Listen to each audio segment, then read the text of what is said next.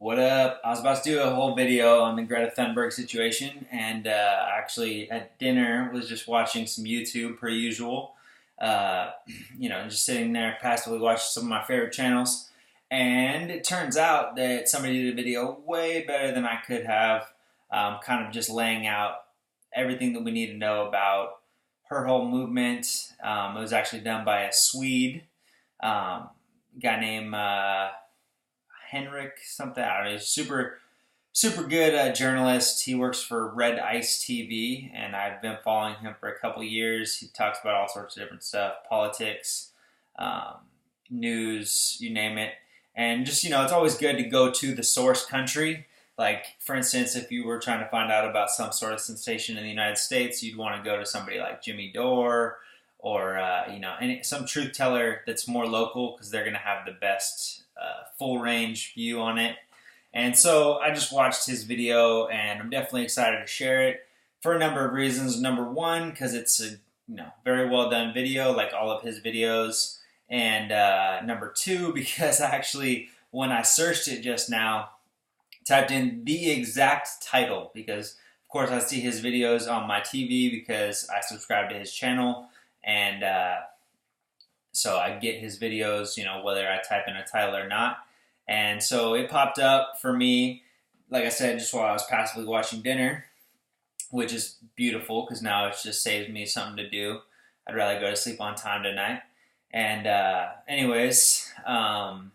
so yeah, he made this excellent video. And then when I go just now to like Google it or YouTube it, I guess, to which they're owned by the same company, so it doesn't really matter.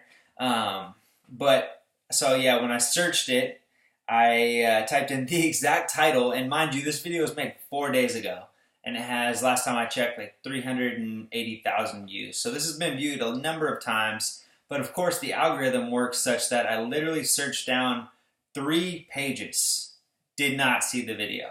I didn't even bother searching a fourth, like it just seems like it's just not on the search list. And so I searched for the exact channel because I was looking on my computer and I haven't subscribed to it on my computer yet. And so basically, once I found the channel, then I was able to find the video, but it's just bullshit how that works, where you type in a video, the exact title of it. There's not a single video in all those pages that I was looking down that was titled the same as his video, which is, you'll see below this post. But yeah, so it just screams truth when they're going to hide it that deep. First of all, if anybody knows anything about the mainstream media, which yes, Google, yes, YouTube is becoming, or not even becoming, Google is beyond the mainstream media. They're about as big as it gets. They have scary power, like Tulsi says, which is absolutely true. And so yeah, basically I just wanted to share this video because it's obviously being censored, it's being hidden, and it's filled with truth. And beyond that, I just wanted to say that I don't have anything against Greta. I definitely have some things against her parents. I think her parents are terrible, terrible people. They're obviously narcissists. They're obviously more interested in their own fame and financial incentives than they are in their daughter having a decent childhood or having sanity or having a decent sleep schedule, or I could go on and on. They're not good people, and anybody who thinks that they are, or thinks that you're a big person for saying that anybody who critiques Greta is some sort of psychopath or somebody who has fragile masculinity. I got told the other day when I was just trying to critique the fact that Greta is being held up by some of the most evil, elite masterminds who she claims to be railing against. And, the fact that it's not an absolute warning sign to everybody who's watching her, the fact that she's being shown on all of the national mainstream media, the same people who sold us into every single war in our lifetime, the fact that that's not just a massive red flag is just mind-boggling to me. But anyways, I don't want to dwell on that too much, and I also don't want to sell her short. From the little bit that I've seen of her, she seems like a legitimate person. She seems like she's actually fully emotionally involved in this whole fiasco that they've been putting her through. She does seem, legitimately scared. And this is a lot of the reason why I'm doing this video, is because I want to encourage everyone out there who's currently using her as a puppet to sell maybe some fear that you've been having, or some concerns that you've been having that you feel haven't been listened to. Like, I want to just tell you, like, I get it. I watched the Al Gore movie. I was scared at one point about where the world was going. And I still, in very, very many ways, have concerns. A lot of concerns. My concerns are not the same as Greta's. I don't think that emissions are the issue. I think that the emissions are a symptom of a larger problem. And the issue there is that we need more trees. We need more plants. We need more carbon sequestration going on naturally to get that carbon back in our soil where it belongs, out of the ocean and into human beings. Actually, carbon is an incredibly health-giving substance that we need more of in our diets. It actually stimulates the parasympathetic, whereas nitrogen, which is flooded in the modern human diet thanks to the liquid-based agriculture brought to us by the Bosch-Haber process, that actually stimulates the sympathetic nervous system and gets us into a fight or flight state, which works out great for the profit motive. It works out great for short-term pleasures being paid for and purchased all the time. And it doesn't work out too well for our sanity. So carbon is something that needs to stop being demonized. You can ask anyone who's ever grown anything in a greenhouse, whether that's marijuana or just your regular old starts. 85% of plants on the planet benefit from increased CO2. So that's an obfuscation when they try to focus on CO2. Also, what people don't talk about is, a lot of people are talking about how the biggest polluters like China and India aren't being targeted by this Greta Thunberg movement. And, I think that that's skeptical for sure, or I have skepticism regarding that. But more so, people aren't talking about the fact that the military-industrial complex does not even have to report their CO2 emissions. And mind you, we are in 110 countries. There's only like 196 countries, I believe, and we're in 110 of them. And so just imagine the mindset that creates in every country all around the world, where let's say you're trying to move towards a greener economy. Let's say you're trying to get things like Germany just passed the other day, which is basically like a new train that is going to be run off of hydrogen. Like, that is awesome. I'm all for any positive move like that. What I'm not for is trying to cry wolf and talk about one issue when there's a million issues that are being ignored because of that one black and white reductionist issue, which, like I said, is not even an issue. It's a complete and total obfuscation from the truth. And if anyone really studies what our global threats are, like Tulsi has said multiple times on stage, our number one threat is nuclear war. Our number one threat is the constant division that's going on all over the world, which is completely and totally unnecessary. I grew up around every race known to man. I was blessed to grow up in the Silicon Valley, and I can tell you we're all the same. We all like the same sort of things. We all want brotherhood. We all want to get along. We all want to be a global family. And the fact that that's not being had is just because the elite don't profit off of us coming together. They don't profit off of us forming fully self-sustaining communities. They profit off of keeping us separate, keeping us all in our own little house with our own little car and our own little business. And they can tax each and every one of those things, and they can also charge rent on each and every one of those things. And you guys get what I'm saying. It's an independent paradigm, which if you break down that word, because independent, what the fuck does that even really mean? It's a stage you go through in development when you're like a pubescent teen where you want to do everything by yourself, and eventually you realize that that's a lost cause. Nobody is really independent. Even hobbits learn those tools that they take into the woods and be weird somewhere else. They learn that from somebody. The human being is one of the least independent creatures on the planet. Like, yes, there are, if you study biology, yes, there are independent species who can just come out of the womb or come out of the egg, and they know what to do. Like, very, very low life forms. They know how to hunt. They know how to grab their food. Everything's in their DNA. They're very, very simple, especially little insects and shit that have like a 2 to 3 day lifespan. Like, yes, they could hypothetically be independent. They won't mate like that, but you guys get my point. My main point is just that human beings are the least independent species on the planet, and the more we continue to subscribe to that paradigm like it's some sort of a goal to be independent, the more we're going to continue to get boxed and charged for every little thing under the sun.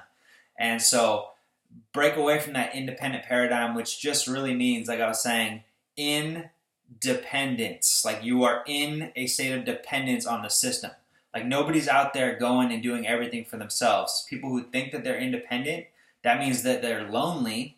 They don't have a tribe that they feel like is theirs. They don't have a family that they feel like is theirs. They don't have friends that they feel like are theirs. And they're just out there on their own, working for the machine, paying the machine for their food, paying the machine for their automobile, paying the machine for their transportation. And that is the worst state that you can ever be in, because then you are a pawn. You are subservient to whatever the fuck that they decide is going to happen to you. Whereas if you actually subscribe to a real adult ideal like interdependence, what every tribal community that has gotten us to where we are, we are a product of millions and millions of years of intelligent evolutionary design, and we are a social species, the most social species that has ever existed. And the fact that we have been tricked into an independent paradigm, that is the problem in and of itself. That is the way that they can get us into a little cubicle. That's the way they can get us into a house where we're sitting in this small square room. You know, I'm actually blessed right now. This room has a skylight and it's got high ceilings. But the point being is that the more they can get us separated and start playing on Fox or CNN or MSNBC, all these fear-mongering tactics, the more they can get us scared of things that we should never be scared of, namely each other. And so I cannot emphasize enough the fact that the paradigm is the problem. That's why I've been recommending to everybody. I'll actually put it in the comments. There's a great podcast between Helena Norbert Lodge, I believe is her name. The middle name I might have butchered, but Helena Lodge and Charles Eisenstein. It's called "Local is the Future," and I'll put that in the podcast or in the links below. It's something that you should listen to next time you got a chance, whether you want to go on a hike or a bike ride or however you listen to your podcast. Just download it and you can play it whenever. It's uplifting to see that there is a growing movement of people who are starting to realize that we don't need to go back to a feudal age. We don't need to go back to dark times, but we do need to regress to simpler times in many, many respects, because the way that we're headed is directly off of a cliff. And actually, speaking of this tattoo, I wasn't planning on that. I just had an itch on my nose. But this tattoo is hard to maybe see right there. Let me see if I can get a good view of it. You guys can see it's the Triskelion in the middle. That's the Celtic symbol for independence. And it's basically the three-legged man. And in between that, it's three ravens. And there's three ravens circling around it. And the meaning of that is essentially interdependence for brevity's sake. It's a Celtic symbol that symbolizes interdependence. And then the Triskelion is the Celtic symbol for independence. And the Celts understood something that a lot of us don't, which is basically that independence is a blind state of being. It doesn't make any sense. Like I was saying before, it's a pubescent state that you go through. And to stay in that in adulthood just reeks of spiritual blindness. And so basically the reason why it's a three-legged man is because you see that there's one leg, obviously running, right? And then instead of a head coming, or a body coming out with the head on top like you're supposed to with arms and whatnot, this is just a three-legged man that doesn't obviously think, because he doesn't have a head. And so what does he do? He just goes forward, just like a hamster wheel. Just goes forward and forward and forward and forward. And just as dumb as a hamster in a wheel, he can't see, he can't think, all he knows is progress. Whether that progress is greed, whether that progress is oppression, whether that progress is vindictive revenge, whether that progress is just, look at my shiny new car, look at my shiny new suit. Like, we could go on and on about the stupid independent goals that people have, that they literally drive themselves off of cliffs and bring us with them, unfortunately, nowadays, because we're subject to our overlords until we change the system in many respects. And so the point being is that whether this three-legged man ends up in paradise or ends up at the bottom of a cliff, it doesn't really matter because he has no head. Well, when he gets there, he's not going to care. He's not going to be like, oh, sweet, this is paradise. This is my family around here. These people love me. I don't love them, though, because it's a blind state of being. You don't understand humanity. You don't understand what life is really about. It's just independence, independence, independence. And so the reason I got this is because I'm actually making a watch. I just got scheduled for the rest of the watch. I'll show you guys that when it's done. But I wanted to, for the rest of my life, look down and be like, oh, what time is it? It's time for interdependence. Because the only time that we're ever going to be able to solve this problem of independence and this mass brainwashing towards everyone thinking that this mindless state of being is actually a goal, the only way we're going to solve that is by coming together as enlightened people who train our youth to think better, to be conscious, to understand that humanity is not their enemy, that we are here for one another, and we need to treat each other like family members, not like we're competing for limited resources. That's a scarcity myth. And I'm not going to get into the whole overpopulation myth. I'm going to do another video separately on that. Like I said, I don't want to stay up late tonight, but this is a paradigm problem. And so I just want to say thank you to everyone who's signed up to like my Raven Health Community page on Facebook. I also want to thank everyone who's liked the Soquel Creek Restoration Project. I'm actually going to be updating the amount of trees we're planting with the shirts. I'm going to diminish it quite significantly and start investing in trees and gopher cages and plant bigger trees, because I've been planting a lot of small trees, and especially certain varieties are really getting taken out by the gophers, especially the oaks. So I'm going to change that up a bit. And also I'm kind of dwindling on the amount of t-shirts. I've had a few Tulsi supporters share my videos and posts on their page, and I seem to be getting t-shirt donation requests. I always stumble on that because I want to say sales, but it's not technically a sale because it's a donation to a nonprofit, and then we plant trees with your donation. But yeah, everyone who bought up until today, you will still get 20 trees planted in your name because I'm a man of my word, despite the fact that I do have quite a lengthy list of tree planting to do once I get back from my yoga teacher training in November. But anyways, I can't complain about being successful with the nonprofit. This is actually like something that I would have dreamed of only like 2 months ago. So thank you to everyone. Thank you so much for telling your friends about it. Thank you for, almost said it again, donating to the soquelcreek.org for shirts. I still encourage you guys to do that. Like I said, I am going to be updating the website to reflect. I think I'm going to do 3 full-grown trees and gopher pots. Gopher pots, if anyone has a suggestion for a way for me to buy gopher pots in bulk, as of right now, I'm thinking I'm just going to buy a bunch of wire and kind of make them myself, which is definitely going to be a labor-intensive process, but I'd rather do that than keep replanting trees that are being taken out by these gophers. So, and also thank you so much to everybody who's doing their own watershed restoration projects.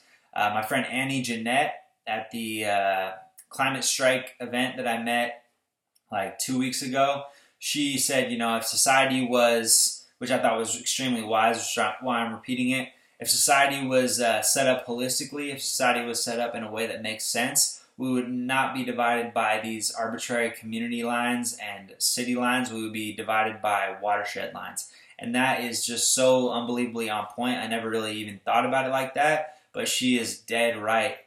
Like, it's incredibly true that if we wanted to figure out what city's doing better than another, and not to show off, not to be like, oh, look at you, Las Gatos, you guys suck, we're doing it way better than you. Not like that at all, but just in order to learn from each other. If you can divide it up into the watershed lines and have everyone in that area working towards the communal goal of healing the creek, which is more or less what I'm trying to aim to do with this project. There's 26,500 acres that all drain into the Soquel Creek, and that's primarily the city of Soquel, but there's also a couple other cities on the periphery.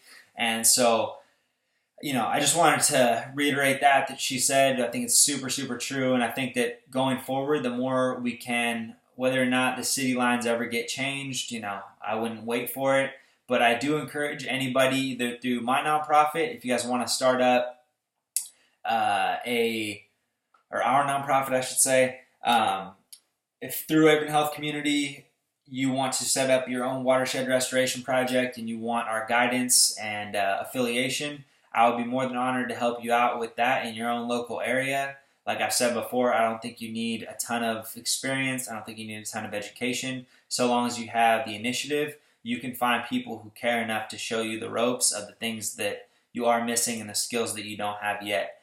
And so I could be one of those people for you. Of course, your area might be specific and you might want to find out local people, local habitat restoration specialists or biologists in your area who I know if you put out the energy that you really want to solve this problem, not just for yourself, but for your community and for Earth, then there will be people coming out to help you beyond just myself and the other people in Raven Health Community.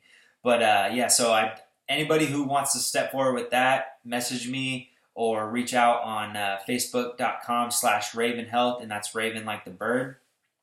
And also, if you want to just start your own project, start your own nonprofit, get your own paperwork filled out, more power to you. We need change now. The time for climate strikes is over. We need to stop. And I don't mean that in the sense that don't go out there and don't get involved. I'm still going to be getting involved in these sorts of events for the purpose of networking, for the purpose of trying to align people with actual causes, trying to speak what I feel is my truth and hear other people's truths and try to, like I said, more than anything, just to network. But just let's be smart about the things that we are doing. Like if you are going out to a climate strike, save the cardboard that you probably purchased. And I'm not hating, but like I've seen a lot of y'all on photos and just walking around in my own city, and it looks like you guys are going to Office Max to buy your freaking poster boards, and that is playing into the same materialist game that got us to where we're at today.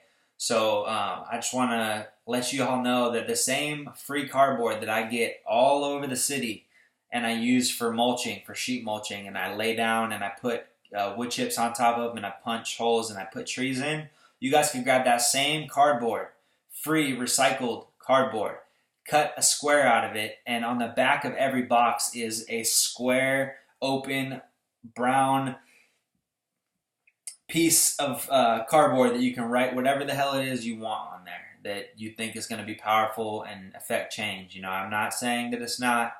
I personally think that more so than rage against or rebel against, we need to get up and rise for a cause. And so if you are out there, try to be positive and constructive as much as possible. Try to link up with other people who are positive and constructive. Try to network. I think that's the biggest positive to all these movements that have been started by Greta. It gives you the ability to meet like-minded people who care about the environment, and that's a huge positive. So, increase your Facebook friends in that respect. I also do want to note that I did a post a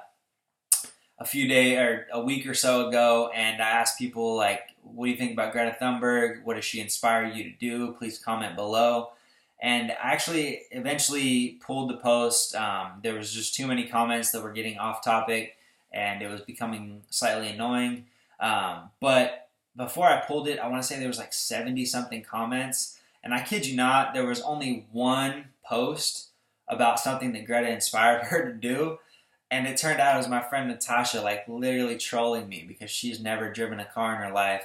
And so she put up drive less and just waiting for me to notice that, oh yeah, that's right, she doesn't own a car and doesn't ever plan to for a myriad of reasons that I'm not going to get into on this video. But I just found it interesting that there was a lot of people who said like, oh, Greta's the best, Greta's my hero or something to that effect. But no one said anything positive that she was inspiring them to do.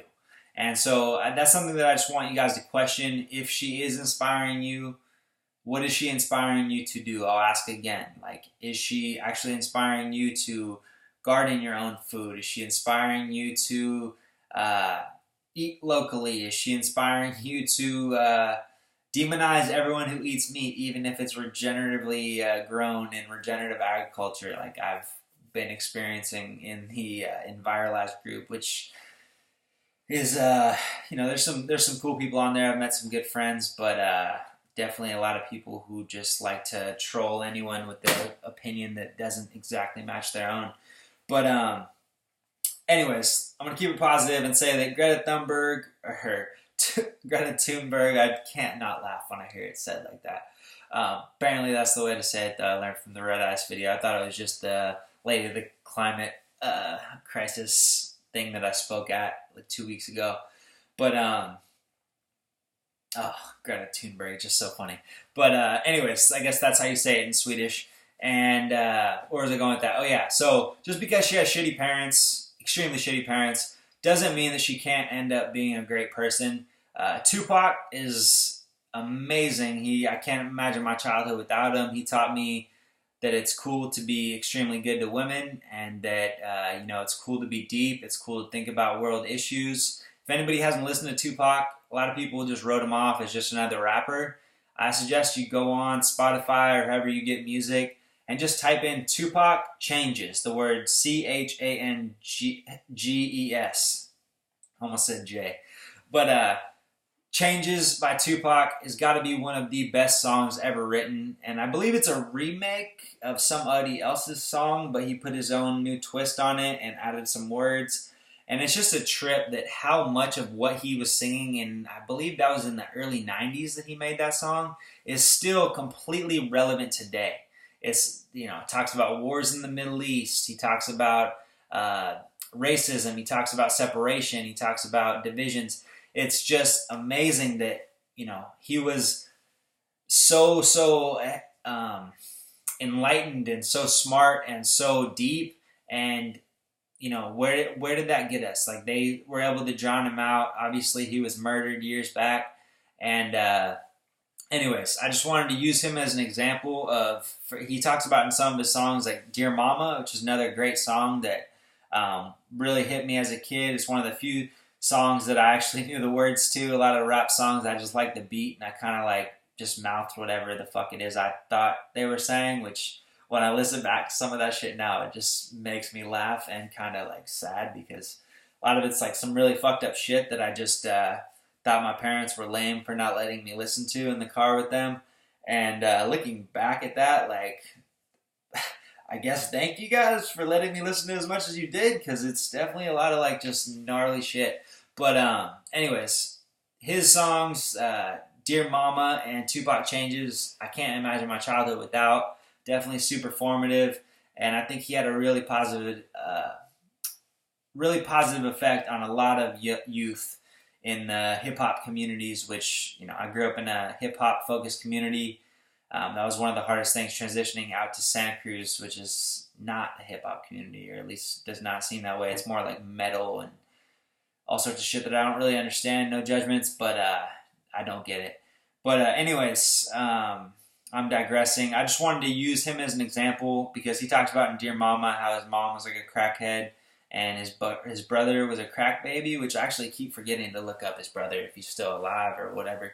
But Tupac was obviously not raised by anybody who most of y'all would want to have been raised by. He did not have a picture-perfect, cookie-cutter sort of childhood, and he still made it out of that adversity and grew up to be a young man that positively influenced millions and millions of people. And so I want to hold out hope for Greta Thunberg that she can do the same thing, and she can override her parents' terrible, terrible, terrible parenting.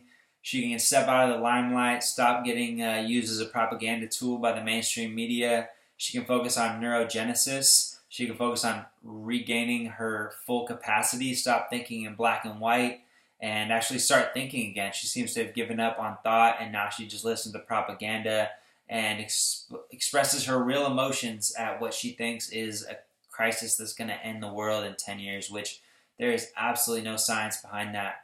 But, there's propaganda mouthpieces, there's shills all over the world that are profiting off of that big, big lie.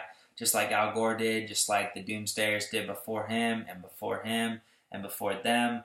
It's literally been the last 50 years they just come up with one thing after the other where the world's ending. And on some positive news, every time I've looked up, the main thing of that Al Gore documentary, which scared the crap out of me, was the hole in the ozone. And that just continues to diminish. It's actually almost completely gone last I read about it. So good things are happening, kids. If you're watching, parents, if you're out there, quit putting all of the environmental responsibilities on children. You guys can start your own project. Like I said, I got a nonprofit. I already filled out all the paperwork. It's really not that hard to start up a Facebook group and get some shit going. I'm happy to help you with that. And, if you want your kids to be environmentally minded, cool. Have them be environmentally minded, but give them a positive outlet for that environmentalism. Give them the ability, give them a section of your side yard. Call a family friend if you don't have a side yard, if you live in an apartment. Call your grandparents. Call somebody who you know who has the ability to allow your child to give a positive outlet for their desires to make the earth a better place. And I always like to say uplifting shit on that respect. A lot of people don't know that, like, as much as you go online, like, literally I'm in the educational process still, and I after a hiatus, and I just had to again do the carbon footprint thing. And this is probably the third time in my life I've done it now. I did it like back in the day in high school. I did it in an environmental science class in college, and then now I just did it in a biology class in college. And what they don't ever have you do is put in how many trees that you plant. And that's a huge, huge factor if the goal wasn't just to induce guilt in everybody doing that stupid little fucking program. And why I say that is simple. Like, for instance, one redwood tree, and I love this one single redwood tree in its lifetime will produce as many, or will sequester as much carbon as a modern human will produce in their lifetime. And for those of you who are like, but Benton, they live longer than us. They live like 2,000 plus years, and we only live like 100. And yeah, you're right. But guess what? You can plant 20 trees. You can actually buy a fucking t-shirt, or actually not anymore, but you could buy 10 t-shirts and you will be set. Or you could just plant 20 redwoods on your own. You can go and chop down a redwood branch, cut off 20 branches, put them in a cloning environment, which is just, you take the roots, or you take the branch, you cut off at a diagonal angle, and then you pull down so that you get like a stem, and then you stick that in dirt. It's literally that simple. They're not all going to make it, but do 40 of them, and then 20 of them will make it.